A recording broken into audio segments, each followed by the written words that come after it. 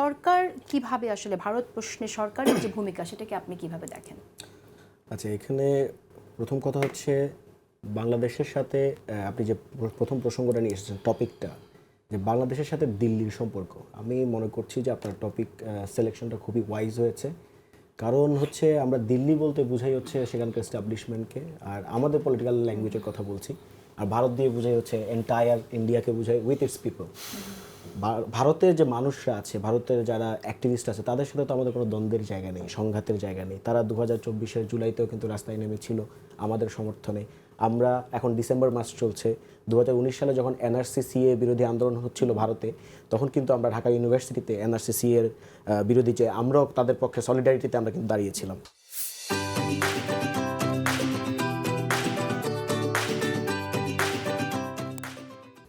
তো ফলে এই এক্সচেঞ্জটা আছে, জনগণের সাথে জনগণের যে এক্সচেঞ্জটা, কিন্তু তাদের সেখানকার যে শাসক গোষ্ঠী আছে তাদের সাথে আমাদের বিরোধের জায়গা আছে কয়েকটা কারণে। আমরা খুবই যদি স্পষ্ট করে বলতে চাই, একটা হচ্ছে সীমান্ত হত্যার ইস্যুটা তো অবশ্যই খুবই স্ট্যাগন্যান্ট। এছাড়াও আমরা যদি বলি যে তারা আমাদের পলিটিক্সে মেডেল করে, বিশেষত ইলেকশন ইঞ্জিনিয়ারিংয়ের ক্ষেত্রে তারা, এটা খুবই প্রমাণিত সত্য যে আওয়ামী লীগকে গত এত বছর ধরে টিকিয়ে রাখার পেছনে দিল্লি খুবই গুরুত্বপূর্ণ ভূমিকা পালন করেছে। তবে আমার কাছে খুবই কষ্টকর যেটা মনে হয়েছে সেটা হচ্ছে যে আমাদের এখানকার কিছু মিডিয়া আউটলেটস যখন তারা এই বাংলাদেশ এবং দিল্লির সম্পর্কটাকে নিরূপণ করতে চায় বা এই সম্পর্কে বলতে চায়, তাদের টোনে মনে হয় যেন বাংলাদেশকে তারা কিছুটা খাটো করে দেখছে। যেমন ধরেন, আজকে কোনো একটা পত্রিকায় আমি পড়লাম, সেখানে বর্তমান বাংলাদেশ আর দিল্লির মধ্যকার উত্তেজনাকে তারা এভাবে দেখছে যে বাংলাদেশের পক্ষ থেকে এটাকে এসকেলেশন করা হচ্ছে। কিন্তু আমরা জানি না যে বাংলাদেশের পক্ষ থেকে কীভাবে এসকেলেট করা হলো, যেখানে তাদের আমরা জানি যে 2রা ডিসেম্বর 2024 সালে মোস্ট প্রবাবলি আগরতলা হাইকমিশনে কিন্তু তারা হামলা ছিল। তো প্রথমে কিন্তু তারাই এই কাজটা শুরু করেছে।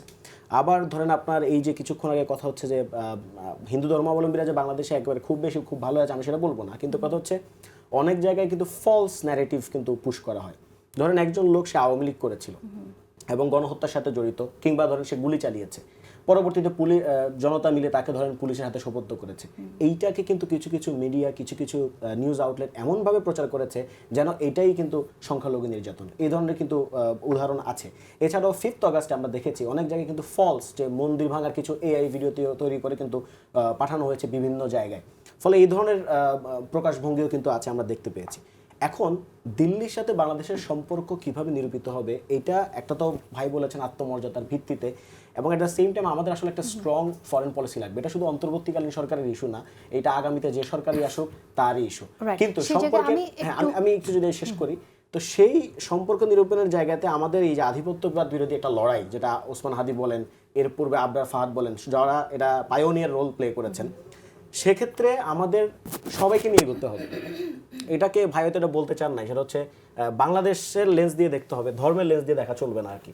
আমরা স্পষ্ট আকারে যদি আমরা বলতে চাই আর কি, আপনি যদি ভারতের কিছুদিন আগে বিএসএফ আপনি দেখবেন যে 2জন বাংলাদেশিকে পিটিয়ে হত্যা করেছে, গুলি করে না। গুলি করে হত্যা করা তো একটা নরমালাইজ ঘটনা হয়ে গেছে বাংলাদেশের জন্য। পিটিয়ে হত্যা কিন্তু এটা মোর ইন্টেন্স। ভারতের কেরালায় যেটা হয়েছে, বাংলাদেশি নাগরিক ভেবে একজন মানুষকে মেরে ফেলেছে, পিটিয়ে হত্যা করেছে। এখন তারা কিভাবে বাংলাদেশকে দেখে? তারা বাংলাদেশকে দেখে বা বাংলাদেশি পিপলদেরকে দেখে যে এরা হচ্ছে মুসলমান, এরা হচ্ছে নিম্ন বর্গের হিন্দু। অর্থাৎ এটা ভারতের নাগরিক বলতেছি না, এটা হচ্ছে তাদেরকে যারা হিন্দুত্ববাদী শক্তিরা যেখানে আছে, বিশেষত আরএসএস এর কথা যদি আমরা বলি, তারা এখানে দেখে যেটা নিম্ন বর্গের হিন্দু এবং মুসলমানদের একটা দেশ। ফলে আপনি নিজে যখন আধিপত্যবাদ বিরোধী লড়াইটা করছেন, আপনি কাদেরকে সাথে নিয়ে করছেন? আপনার এখানকার জনগোষ্ঠী যারা, আপনার এখানকার নাগরিক যারা, তাদেরকে নিয়ে কিন্তু সমস্যার ফাইটটা দিতে হবে। এবং দিল্লির সাথে আমাদের সম্পর্ক হবে কি হবে না সেটা নিরূপণ করবে 2টা জিনিসের উপর। একটা হচ্ছে তাদের বিগত 15 বছরে তারা যে রোল প্লে করেছে বাংলাদেশে, মেডেলিং টু বাংলাদেশি পলিটিক্স, এছাড়াও নদী, বন্দর, সীমান্ত, এইসব ইস্যু নিয়ে তাদের যে পলিসিটা তাদেরকে রিভিউ করতে হবে, পর্যালোচনা করতে হবে। আর 2 নম্বর হচ্ছে sending back Hasina. Why? She is a convicted criminal.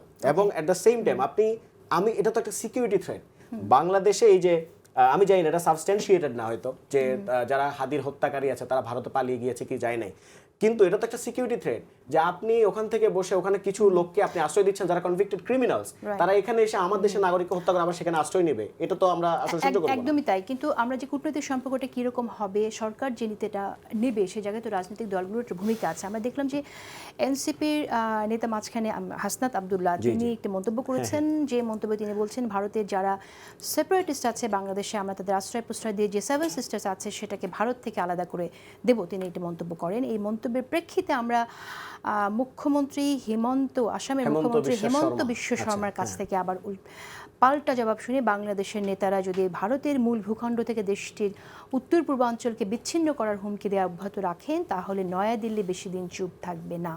এটা কি আসলে এনসিপি ওন করে কিনা, এনসিপির পলিসি কিনা আসলে ভারত? প্রথম কথা হচ্ছে ওটা তো আসলে এনসিপির কোনো প্রোগ্রাম ছিল না, আমাদের একজন নেতা বক্তব্য দিয়েছেন এবং ওই বক্তব্যটা আসলে কন্ডিশনালও ছিল। ফার্স্ট অফ অল এটা এনসিপির দলীয় অবস্থান না, প্রথম কথা।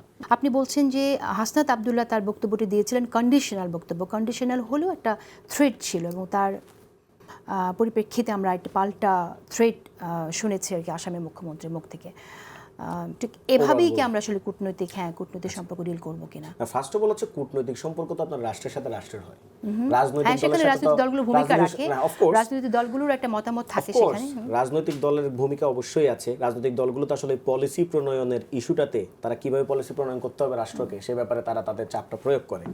কিন্তু কথা হচ্ছে এইটাকে যেভাবে অনেকেই এখান থেকে প্রুফ করতে চাচ্ছে বা অনেকেই হচ্ছে এটাকে কারণ হিসেবে দেখাচ্ছে যে বর্তমানে দিল্লি আমাদের প্রতি যে বিরাট ভাজন আচরণ করছে তার পেছনে একমাত্র অনুঘটক হিসেবে দেখানোর চেষ্টা করছে, আমি সেটার বিরোধিতা করছি। কারণ হাসান আব্দুল্লাহ বক্তব্যটা কন্ডিশনাল ছিল। তিনি প্রথমেই বলেছেন যে যদি দিল্লি এভাবে যারা মানবাধিকার হরণকারী বাংলাদেশে, যারা বাংলাদেশের স্বাধীনতা সাধারণত বিশ্বাস করে না, যারা বাংলাদেশের নাগরিকজনকে খুন করে আবার ওখানে পালিয়ে আশ্রয় নিতে চায়, এরকম লোকদেরকে যদি যারা হোস্ট করতে থাকে তাহলে আমরা এই করব। এখন কথা হচ্ছে এইটা কি আসলে প্রথম এমন কোনো বক্তব্য কিনা বাংলাদেশের পক্ষ থেকে যার কারণে হচ্ছে এই ধরনের একটা দিল্লির পক্ষ থেকে রিয়াকশন আসলো? আসলে না।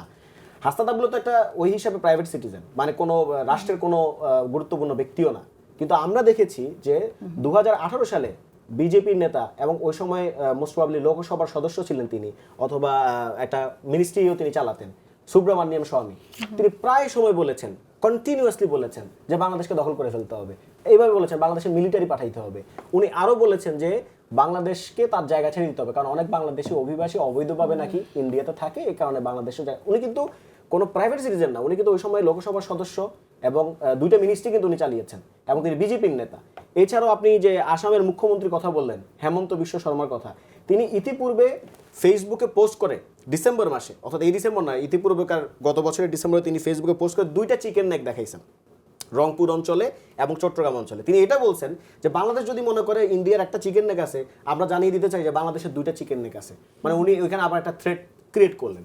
এছাড়াও আপনার যদি ত্রিপুরার রাজার কথা বলি, এবং উনি মোস্ট প্রবাবলি মোথা পার্টি নামে একটা পার্টি আছে, সেটার চেয়ারম্যান প্রদ্যোৎ মাণিক্যদেব বর্মা, তিনি ইতিপূর্বে এই অভ্যুত্থানের পরপরই তিনি এই কথাটা বলেছেন যে গ্রেটার ত্রিপুরা ল্যান্ড নামে ওনাদের একটা স্বপ্ন আছে, সেখানে তিনি পুরো চট্টগ্রাম বিভাগটাকে উনি অন্তর্ভুক্ত করেছেন। চট্টগ্রাম বিভাগের যতগুলো জেলা আছে সবগুলোকে তিনি অধিকার করেছেন।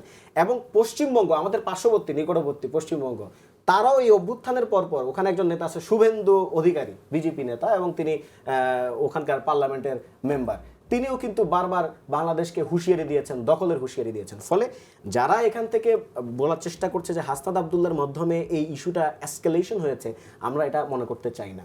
রাদার এইটা তারা 5 আগস্টের পরে এসকেলেশনটা কেন হলো আমি একটু শুনে জোনাল স্যারকে আপনার কাছে আমি রেশ করতে দেই। এবং এই যে ধরেন হাই কমিশনের হামলা, আমাদের মনে হচ্ছে যে হাই কমিশনের হামলা বোধহয় এইটা বোধহয় আমাদের ওই যে গত কয়েকদিন আগে চট্টগ্রামে যে ইট পাটকেল ছোড়া হয়েছে এটা থেকে শুরু হয়েছে না।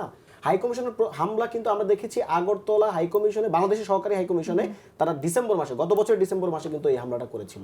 ফলে এসকেলেশনে কিন্তু হাসনাত আব্দুল্লাহ ভূমিকা না, বরং তারা 5 আগস্টের পরে তারা যখন দেখেছে তাদের ফ্রেন্ড একদম চরম এবং পরম বন্ধু শেখ হাসিনা এখান থেকে বিতাড়িত হয়েছে, তখন থেকে কিন্তু তাদের মাথা